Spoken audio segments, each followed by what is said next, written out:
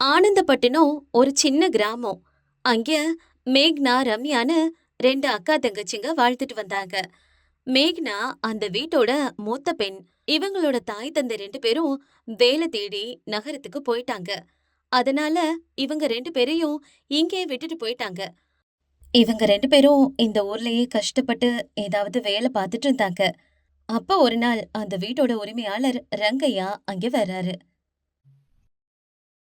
ஆமா மேக்னா, நீங்க ஏற்கனவே 3 மாசமா வாடகை கொடுக்கலமா? இப்படி இருந்தா எனக்கு ரொம்ப கஷ்டமா இருக்குது. என் மனைவிக்கு வேற உடம்பு சரியில்லை. ஏதாவது நீங்க கொஞ்சம் பணம் கொடுத்தா அந்த பணத்துல மருந்து வாங்கலாம்னு நினைச்சேன். நீங்க இப்ப வாடகைய கூட தர மாட்டேங்கிறீங்க. நீங்க இப்படி வாடகைய இவ்வளவு நாள் இழுத்தடிக்கிறீங்க. வேற யாராவது இங்க குடி வச்சிருந்தா இந்த நேரத்துக்கு நான் வாடகை வாங்கியிருப்பேன். அதனால தயவு செஞ்சு நீங்க வீட்டை காலி பண்ணிட்டு போங்க. இல்லைன்னா நேரத்துக்கு வாடகைய கரெக்டா கொடுங்க. உங்களுக்கு 2 நாள் தாமா டைம், பாத்துக்குங்க. இப்படி ரங்கையா கோபமா சொல்லிட்டு போயிடுறாரு. இப்ப இந்த அக்கா தங்கச்சிக்கு என்ன பண்றதுனே புரியல. ரம்யா, ஹவுஸ் ஓனர் இப்படி சொல்லிட்டு போறாரு. ஆனா நம்ம கிட்ட ஒரு பைசா கூட இல்லையே. இப்ப நம்ம என்ன செய்யறது? எனக்கும் ஒன்னும் புரியலக்கா. நம்ம சம்பாதிக்கிறது நம்மளோட சாப்பாட்டுக்கும் நம்ம ட்ரெஸ்ஸுக்குமே சரியா இருக்கு. இனி வாடகை எப்படி கட்டுறது? எவ்வளவு காலம் இப்படியே இருக்க முடியும் சொல்லு? நம்ம அம்மா அப்பா ஏன் இப்படி நம்மள விட்டுட்டு போனாங்கன்னே தெரியல. அவங்க இப்ப எங்க இருக்காங்கன்னு கூட தெரியல. ஃபோன் பண்ணாலும் அவங்க கிட்ட பேச முடியல. குறைஞ்சபட்சம் நம்ம உயிரோட இருக்கமா இல்லையான்னு கூட அவங்க நம்மள நினைச்சு கவலைப்படல. ஏன் அவங்க நம்மள இங்க விட்டுட்டு போனாங்க? இல்ல நம்மள இங்கேயே தொலைச்சிட்டு போயிடணும்னு நினைச்சாங்களா? உலகத்துல எந்த அம்மா அப்பாவாவது பிள்ளைங்களை இப்படி அனாதையா விட்டுட்டு இப்படி போயிருப்பாங்களாக்கா? எனக்கு ரொம்ப கஷ்டமா இருக்குக்கா. இப்படி அக்கா தங்கச்சி 2 பேரும் கஷ்டப்பட்டுட்டு இருக்காங்க. அடுத்த நாள் காலையில ரங்கையா மறுபடியும் வீட்டுக்கு வராரு. அவர் வந்த நேரம் வீட்ல யாருமே இல்ல. வீட்டுக்குள்ள ஒரு கடிதம் மட்டும் இருந்துச்சு. அந்த கடிதத்துக்கு பக்கத்திலே ஒரு தங்க மோதிரமும் இருந்துச்சு. இப்ப ரங்கையா அந்த கடிதத்தை எடுத்து படிக்க ஆரம்பிக்கிறாரு. ஐயா, நீங்க எங்களுக்காக ரொம்பவே பொறுமையா இருந்தீங்க. 3 மாசத்துக்கு மேல வாடகை கொடுக்கலைனாலும் நீங்க இது நாள் வரைக்கும் எங்களை ஒண்ணுமே சொன்னதில்ல. ஆனா இன்னைக்கு உங்க நிலைமையும் எங்களுக்கு புரியுது. அதனால நாங்க வீட்டை காலி பண்றோம். எங்க கிட்ட இருந்த கடைசி மோதிரத்தை நீங்க வாடகைக்காக வச்சுக்கோங்கய்யா. ஐயோ, இந்த பொண்ணுங்க என்ன சொல்லாம கொல்லாம இப்படி போயிட்டாங்க. எனக்கு ரொம்ப கஷ்டமா இருக்கே. வளர்ந்த பெண் பிள்ளைங்க பாவம் எங்க போனாங்கன்னு தெரியலையே. ஆண்டவா, நீதான் அவங்கள காப்பாத்தணும். எனக்கு பண தேவை இருந்ததுனாலதான் நானும் அப்படி பேசிட்டேன். ஆனா இன்னைக்கு எனக்கு பணம் கிடைச்சிருச்சு. அத சொல்லத்தான் வந்தேன். அந்த நேரம் பார்த்து அவங்க இப்படி கிளம்பிட்டாங்களே. கடவுளே, நீதான் அவங்கள காப்பாத்தணும். இப்படி நினைச்சிட்டு ரங்கையா போனாலும் 2 நாள்ல அவருக்கு மனசு கேட்காம அவங்கள மறுபடியும் தேட தொடங்குறாரு. அங்க சுற்று வட்டாரத்துல எல்லா இடத்துலயும் அவர் தேடுறாரு. ஆனா அந்த பொண்ணுங்க கிடைக்கவே இல்ல. அதனால அவர் வருத்தத்தோட இருக்காரு. நாட்கள் கடக்குது. இதுக்கிடையில மேக்னா, ரம்யாவோட பெற்றோர்கள் 2 பேரும் சம்பாதிச்சது போதும், பிள்ளைங்களை போய் பார்க்கலான்னு முடிவெடுத்து ஊருக்கு வர்றாங்க. மேக்னா, ரம்யா தங்கியிருந்த வீட்டுல போய் பாக்குறாங்க. அங்க அவங்க இல்லாததுனால இப்ப இவங்க ரங்கையாவை போய் பார்க்க அவர் நடந்தத சொல்றாரு. இப்ப மேக்னா ரம்யாவோட அம்மாவான வசந்தாவும் அப்பா அஞ்சயாவும் இப்படி பேசுறாங்க. ஐயோ, என் பொண்ணுங்க எங்க போனாங்களோ? நாங்க ஏதோ நல்லா சம்பாதிச்சு அவங்களுக்கு கல்யாணம் பண்ணி வைக்கணுங்கிற ஆசையில தான் போனோம். ஆனா இங்க வந்ததுக்கு அப்புறம் இப்படி ஆயிடுச்சு. ஆண்டவா, என் பொண்ணுங்க. இங்க பாருங்கம்மா, நீங்க செஞ்சது சரியில்லை. வளர்ந்த பெண் பிள்ளைகளை தனியா விட்டுட்டு போயிருக்கலாமா? உங்க கூடவே கூட்டிட்டு போயிருக்கணும். அப்படி பண்ணாம இப்படி அவங்கள கஷ்டத்துக்கு உள்ளாக்கிட்டீங்களே. ரங்கையா சொன்னதை கேட்டதும் வசந்தாவும் அஞ்சயாவும் கண்ணீர் விட்டு அழ ஆரம்பிக்கிறாங்க. நாங்க இங்க விட்டுட்டு போனதுக்கு காரணம் என்னன்னா, இது கிராமம். சுத்தி இருக்கிற எல்லாரும் நம்மளுக்கு தெரிஞ்சவங்களா, நம்ம சொந்தக்காரங்களா இருப்பாங்க. அதனால அவங்களுக்கு எந்த ஆபத்தும் வராதுன்னு நினைச்சோம். ஆனா நகரத்துல அப்படி இல்லல்ல. வளர்ந்த பெண் பிள்ளைகளுக்கு பாதுகாப்பு இருக்காது. அவங்கள இங்க பாதுகாப்பா வச்சிருக்க முடியுமோ முடியாதோன்னு நினைச்சுதான் இங்கே விட்டுட்டு போயிட்டோம். ஆனா இப்படி ஆகும்னு நினைக்கல. ஆமாங்க, இத்தனை வருஷமா நாங்க அந்த பிள்ளைகளுக்காக தான் கஷ்டப்பட்டோம். இன்னைக்கு அந்த பிள்ளைகளே இங்க இல்லாம போயிட்டாங்களே. ஆமா ரங்கையா, இத்தனை வருஷமா என் பிள்ளைகளுக்கு கல்யாணம் பண்ணி வைக்கணும், அவங்கள சந்தோஷமா வாழ வைக்கணும் தான் நாங்க அவங்கள விட்டு பிரிஞ்சு போயிருந்தோம். இன்னைக்கு அந்த பிள்ளைகளே இல்லைன்னா இந்த சம்பாத்தியம் எல்லாம் எதுக்காக? எனக்கு ரொம்ப கஷ்டமா இருக்கு. அவங்கள எங்க போய் தேடுறது? இங்க பாருங்க அஞ்சயா, வசந்தா, 2 பேரும் கவலைப்படாதீங்க. நடந்து முடிஞ்சதை பத்தி பேசி எந்த பிரயோஜனமும் இல்ல. அந்த பிள்ளைங்க எங்க போயிருக்க போறாங்க? இந்த சுட்டு வட்டாரத்துல எங்கேயாச்சும் இருப்பாங்க. எனக்கும் அந்த பிள்ளையில பார்க்கணும் போல இருக்குது. நானும் ஏதோ இந்த பணத்தை பத்தி பேசிதான் அந்த பிள்ளைய போயிருச்சுங்க. நம்ம எல்லாரும் சேர்ந்து தேடுவோம். கண்டிப்பா பிள்ளைய கிடைச்சிருங்க. நீங்க கவலைப்படாதீங்க, தைரியமா இருங்க. ரங்கையா இப்படி சொன்னதும் வசந்தாவுக்கும் அஞ்சயாவுக்கும் கொஞ்சம் தைரியம் வந்துச்சு. இவங்க 3 பேரும் சேர்ந்து பெண்களை தேட தொடங்குறாங்க. என் பிள்ளைங்க ரெண்டும் எங்க இருக்காங்களோ என்ன பண்றாங்களோ ஒண்ணும் புரியல. ஒரு தடவை வந்து அம்மா அப்பான்னு எங்களை கட்டிக்கிட்டா போது ரங்கையா. என் மனசுல இருக்க பாரமே குறைஞ்சிடும். என் பிள்ளைங்க கிடைச்சிடணும் ரங்கையா. என்னால தாங்கவே முடியல. மனசு ரொம்ப கஷ்டமா இருக்குது. அம்மா அப்பா நம்மள விட்டுட்டு போயிட்டாங்களேன்னு நினைச்சு நினைச்சு அவங்க ரொம்ப கஷ்டப்பட்டிருப்பாங்கல்ல. அத நினைக்கும் போதுதான் இன்னும் எனக்கு ரொம்ப கஷ்டமா இருக்குது ரங்கையா. என் பிள்ளைகளை அப்படி விட்டுட்டு போயிட்டோம்னு தோணுது. சீக்கிரமா கண்டுபிடிக்கணும்.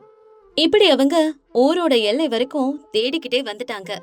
எல்லா பாதையிலயும் பிரிஞ்சு போய் தேடுறாங்க. அந்த ஊர் மக்கள் எல்லார்கிட்டயும் விசாரிக்கிறாங்க. ஆனாலும் மேக்னா ரம்யாவை பத்தி எந்த விவரமும் அவங்களுக்கு கிடைக்கல. அதுக்கப்புறம் பக்கத்து ஊர்கள்லயும் போய் விசாரிக்கிறாங்க. ஆனா அங்கேயும் அவங்கள பத்தி எதுவும் தெரியல. என்ன பண்றதுன்னே தெரியாம ஏமாற்றத்தோட வீட்டுக்கு திரும்பி வர்றாங்க. வர வழியில காட்டுக்குள்ள போய் தேடி பார்த்தா என்னன்னு தோணுது. அதனால அப்பவே காட்டுக்குள்ள போறாங்க. அப்போ ஒரு இடத்துல மட்டும் சின்ன வெளிச்சம் தெரியுது. அத பார்த்து சந்தோஷமா போறாங்க. அங்க பார்த்தா மேக்னா ரம்யா 2 பேரும் ஒரு மூங்கில் வீட்டை தயார்படுத்திக்கிட்டு விளக்குகளை ஏத்தி வச்சு அங்கேயே வாழ்ந்துட்டு வர்றாங்க. இத பார்த்த வசந்தா தாங்க முடியாம அழுதுகிட்டே முன்ன போறாங்க. அம்மாடி, மேக்னா ரம்யா, நாங்க வந்துட்டோமா? இந்தா உங்க அப்பாவும் கூட இருக்காருமா. எங்கம்மா போனீங்க? உங்களை நாங்க ஊரெல்லாம் தேடிக்கிட்டே இருந்தோமா? அம்மாவோட வார்த்தைகளை கேட்டதும் மேக்னா கோபமா பார்த்து வருத்தத்தோட அவங்க கிட்ட இப்படி சொல்றா. இப்ப எதுக்காக நீங்க 2 பேரும் வந்தீங்க? ஏன் வந்தீங்க? எங்க 2 பேரும் விட்டுட்டு போயிட்டீங்கல்ல. குறைஞ்சபட்சம் ஒரு ஃபோன் பண்ணியாவது எங்க கிட்ட பேசுனீங்களா? அம்மாடி, என் போன் ரிப்பேர் ஆயிருச்சுமா. உங்க போன் நம்பரும் எங்களுக்கு தெரியலமா. நாங்க என்ன படிச்சவங்களா அதெல்லாம் ஞாபகம் வச்சுக்கிறதுக்கு? அதனாலதாம்மா பண்ண முடியல. அம்மா, ஏதாவது சும்மா சமாளிக்காத. படிப்புக்கும் இதுக்கும் என்ன சம்பந்தம் இருக்கு? எங்க கிட்ட பேசணும்னு நினைச்சிருந்தா நீங்க எப்படி வேணாலும் எங்க கிட்ட பேசிருக்கலாம். இப்படி காட்டுல எங்க 2 பேரை விட்டுட்டு நீங்க 2 பேரும் மட்டும் போயிட்டீங்கல்ல. எப்படி இவங்க 2 பேரும் அம்மா அப்பாவை குத்தி காட்டி பேசவும் ரங்கையா இடையில வராரு. அவரு இப்படி சொல்றாரு. போது நிறுத்துங்கம்மா. முதல்ல உங்க அம்மா அப்பா எதனால உங்களை விட்டுட்டு போனாங்கன்னு நீங்க யோசிக்கணுமா? உங்களை விட்டுட்டு போனதுக்காக நீங்க இப்படி பேசுறதுல தப்பு இல்ல. ஆனா அவங்களோட சூழ்நிலை என்னன்னு புரிஞ்சுக்கிட்டு பேசுங்கம்மா. இப்படி வாய்க்கு வந்ததெல்லாம் பேசலாமா? அப்படி என்னங்கய்யா சூழ்நிலை? எங்களை இப்படி அனாதையா விட்டுட்டு போற அளவுக்கு என்ன சூழ்நிலை? உங்களோட பாதுகாப்புக்காகத்தாமா அவங்க இப்படி பண்ணாங்க. நகரத்துல இருந்தா ஏதாவது ஆபத்து வந்துருமோன்னு பயந்து இங்கன்னா நம்மள சுத்தி நம்ம ஆட்கள் இருப்பாங்க, உங்களுக்கு பாதுகாப்பு இருக்கும்னு நினைச்சாங்க. எல்லாமே உங்க சந்தோஷத்துக்காக தாமா அவங்க அங்க போய் கஷ்டப்பட்டு உழைச்சிருக்காங்க.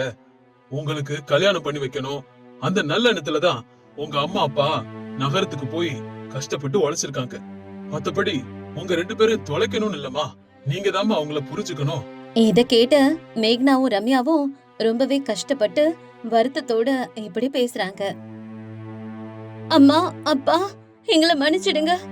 ஏதோ ஆவேசத்துல நீங்க எங்களை மறந்துட்டீங்கன்னு நினைச்சு அந்த வருத்தத்துல அப்படி பேசிட்டோம். பரவாயில்லம்மா, எங்க மேல உங்களுக்கு கோவம் இருக்கிறது தப்பு இல்லம்மா. நீங்க 2 பேரும் எங்களை இப்ப கட்டிக்கிட்டா போதுமா, எங்க கஷ்டம் எல்லாம் மறைஞ்சிரும். அதுக்கப்புறம் எல்லாரும் அந்த பிள்ளைங்க கட்டுன மூங்கல் வீட்டை சுத்தி பாக்குறாங்க. பாத்தீங்களாப்பா, நாங்க எவ்வளவு கஷ்டப்பட்டு இந்த மூங்கல் வீட்டை கட்டணும்னு. இது பார்க்க எவ்வளவு அழகா இருக்குது. இங்க வாடகை கொடுக்க வேண்டிய அவசியம் இல்ல. யாரும் காலி செய்ய சொல்ல மாட்டாங்க. இது ஆபத்தான காடும் இல்ல. அதனால இதுக்கப்புறம் நம்ம இங்கே இருக்கலாம். இங்க பாருமா, நான் ஒண்ணு பண பே இல்லம்மா. அன்னைக்கு என் மனைவிக்கு உடம்பு சரியில்லை, அதனால பணம் தேவைப்பட்டுச்சு. அதான் அப்படி பேசினமா. இதோ இந்தாங்கம்மா, உங்க மோதிரத்தை நீங்களே எடுத்துக்குங்க. உங்ககிட்ட பணம் இருக்கும்போது அந்த வாடகை பணத்தை கொடுங்க. ஐயா, உங்க நல்ல மனசுக்கு ரொம்ப ரொம்ப நன்றி ஐயா. அப்ப வசந்தா ரங்கையா கிட்ட, ரங்கையா, அந்த வீடு எங்களுக்கு ரொம்ப வருஷமா பழக்கம் ஆயிடுச்சு. உங்களுக்கு எதுவும் ஆட்சேபம் இல்லைன்னா அந்த வீட்டை எங்களுக்கே வித்துடுங்களேன், நாங்க வாங்கிக்கிறோம். அட, என்னம்மா இது அதிசயமா இருக்குது. இப்பதான் நான் அந்த வீட்டை விக்கணும்னு நினைச்சிட்டு இருந்தேன். இந்த பணம் எனக்கு கிடைச்சிச்சுன்னா என் மனைவிய பெரிய ஆஸ்பத்திரி கூட்டிட்டு போய் வைத்தியம் பாப்பேம்மா. அடுத்த நாளே ரங்கையா அந்த வீட்டை விக்க இவங்களும் அந்த வீட்டை வாங்கிட்டாங்க. ரங்கையா அந்த பணத்துல தன்னோட மனைவிய பெரிய மருத்துவமனைக்கு கூட்டிட்டு போனாரு. மேக்னா ரம்யா மட்டும் அந்த வீட்டுல இருக்க சம்மதிக்கல. அம்மா, நீங்க அந்த வீட்ல இருங்க. எங்களுக்கு நாங்க கஷ்டப்பட்டு கட்டின அந்த மூங்கில் வீடே நல்லாதான் இருக்குது. இங்க கொஞ்சம் கரண்ட் மட்டும் இழுத்துட்டு ஒரு பாதுகாப்பு சுவர் கட்டினா போதும். உங்க விருப்பம்மா. உங்க ஆசைய நாங்க ஏன் மறுக்க போறோம்? அதுக்கப்புறம் ரம்யாவும் மேக்னாவும் அந்த மூங்கில் வீட்டை ஒரு அரண்மனை மாதிரி மாத்துறாங்க. இரவு நேரத்துல மின்சார விளக்குகளால அந்த இடமே ஜொலிச்சது.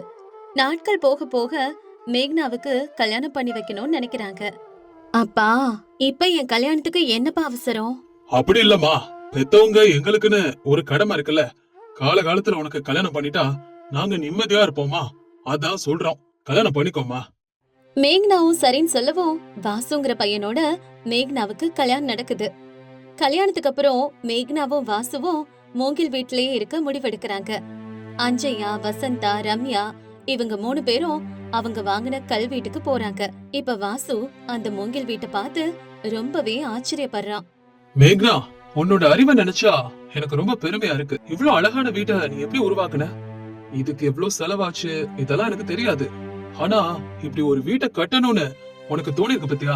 அத நினைக்கும் போதே ரொம்ப பெருமையா இருக்கு. ஆமாங்க, ஆனா எனக்கு இன்னொரு ஆசை இருக்கு. நம்மள போலவே அம்மா, அப்பா, தங்கச்சியும் இது போல ஒரு மூங்கில் வீட்ல இருந்தா ரொம்ப நல்லா இருக்கும்ல. அவங்களுக்கு தெரியாம நம்ம இன்னொரு வீட்டை ஏற்பாடு செய்வோம். வாசு சரின்னு சொல்லவும் அவங்க ரகசியமா இன்னொரு அழகான மூங்கில் வீட்டை எல்லா வசதியோடவும் கட்டுறாங்க. ஒரு நாள் மேக்னா பெற்றோர்களை கூட்டிட்டு வர்றா. அம்மா, அப்பா, இதெல்லாம் எங்க 2 பேரோட உழைப்பு. உங்க மருமக அந்த வீட்டை விட இது ரொம்ப அழகா கட்டியிருக்காரு. நீங்க இதுக்கப்புறம் இங்கேயே 3 பேரும் சந்தோஷமா இருக்கணும். அந்த வீட்டோட அழக பார்த்து வசந்தா, அஞ்சயா 2 பேரும் ஆச்சரியப்பட்டு அதுக்கப்புறம் அங்கேயே இருக்க சம்மதிக்கிறாங்க. கொஞ்ச நாளுக்கு அப்புறம் ரம்யாவுக்கும் திருமணம் நடக்குது. அவளும் தன்னோட கணவரோட சேர்ந்து இன்னொரு மூங்கில் வீட்டை கட்டிக்கிட்டு அங்கேயே இருந்தா. அப்படி அந்த காட்டு பகுதியில அந்த மூங்கில் வீடுகள் ஒரு அழகான காலனி போல மாறிடுச்சு. எல்லாரும் ஒரே இடத்துல ரொம்ப சந்தோஷமா வாழ்ந்து வந்தாங்க.